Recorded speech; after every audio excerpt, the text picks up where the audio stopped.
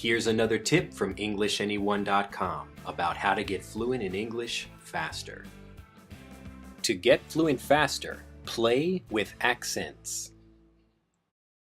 Hello there, I'm Drew Badger, co-founder of EnglishAnyone.com, and this is another edition of How to Get Fluent in English Faster. Today, I'm going to have a little bit of fun with accents to help you improve your pronunciation and have a bit more fun when you practice your speaking. Remember to enjoy speaking. You don't have to be so serious about it and think about one kind of accent that you want to master. Today, let's go over some different kinds of accents and a little bit of interesting accent training that you can do to improve your accent and your pronunciation if you really want to have a more, a louder voice and a more confident voice and want to be able to speak in English with a more native sounding accent. Let's get started.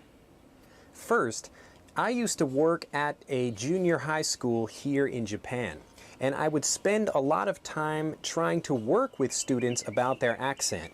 And I learned as I became a better and better teacher, and I had done it for a longer period of time, that one, an accent isn't really that big of a deal, and it shouldn't be something you want to focus on as a beginning learner or even before you're speaking confidently with a lot of other people.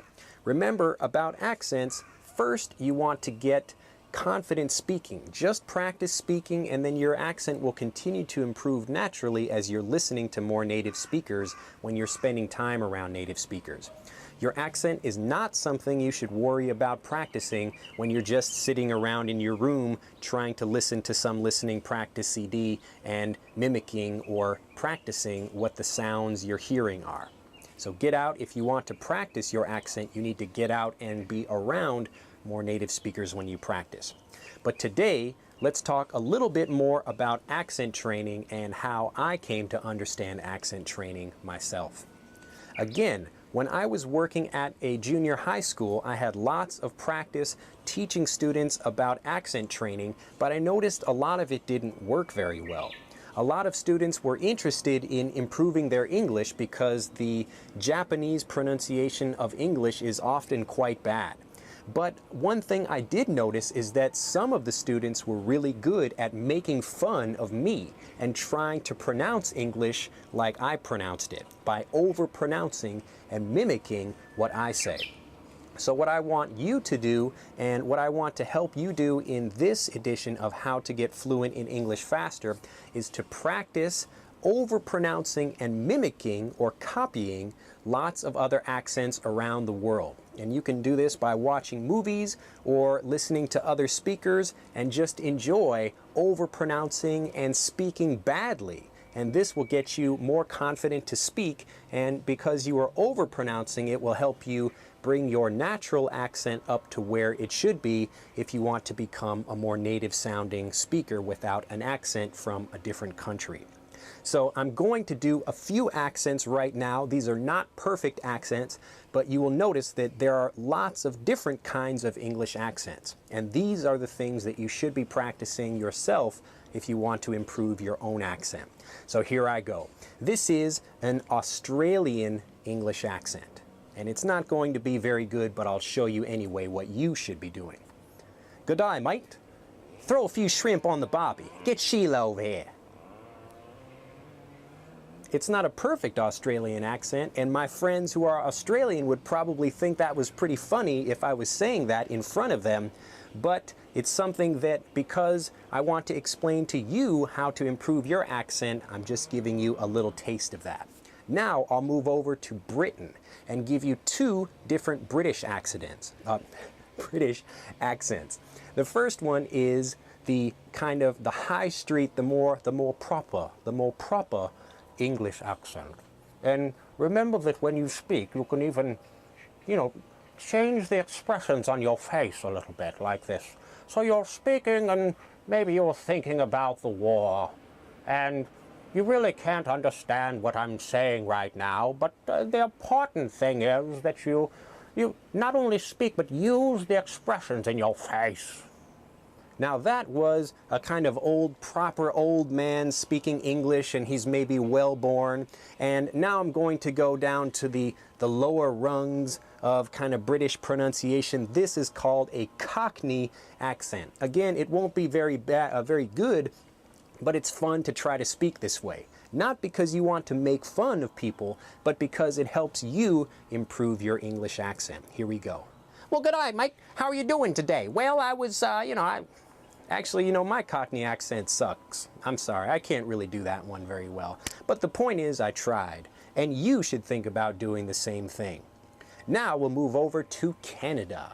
Americans love to talk about Canadians because their accent is a little bit different, but because they are so nice, it makes them seem so innocent, and it's more fun to try to copy their accent and try to make them sound the way, we're trying to figure out the way they sound. A Canadian uses lots of things like eh when they speak. Eh, how are you doing, eh? Or maybe something like that. And the Canadian accent, it's very similar to America, but they just use eh a lot. If you want to listen to more Canadian people, you should find some good Canadian speakers of English, and then they will be able to help you with all of your accent training. Now we will come back to America, because even in America, there is not one kind of way to pronounce American English. America is a huge country. It's about the size of China. We've got even many different time zones and areas in America, and these are all different places that have lots of different unique accents and pronunciations, and even the words are a little bit different for all of these areas in America. So I'm from Chicago, and maybe my voice has a little bit more nasal sound, so I speak with my nose a little bit. But maybe other people in different parts of America, like the people in the South, we call this a country accent.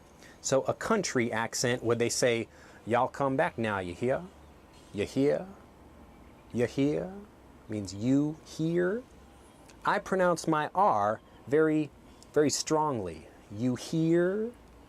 But a person in the South in America would say, you hear? Y'all come back now, you hear? You all come back now, you hear? Remember that you should just be having fun trying to mimic accents. If you have actors that you like watching on TV and you enjoy their performances and you really want to practice sounding like them, then practice that in front of a mirror and practice that in front of other people. Because you don't want to worry about having just one accent that you can do. Practice lots of different things, and it will help you improve your accent, or at least get you closer to whatever kind of accent you'd like to have, and you'll have more fun speaking. Well, I hope it's been an interesting episode for you of how to get fluent in English faster. I love to do different kinds of accents and talk to different people and see how, maybe they can copy my accent just like my students were doing here back in Japan. So get out, find some accents that you enjoy, and copy, copy, copy them. Have fun, go over the top. Use your face and try to match their facial expressions and how they speak, and you will enjoy speaking in English, improve your accent, and you will get fluent in English faster. Have an excellent day, and we'll see you next time. Bye-bye. To learn more about our monthly Master English Conversation audio and video lessons, and to get fluent in English faster with our free newsletter and email video course for students, visit us at EnglishAnyone.com.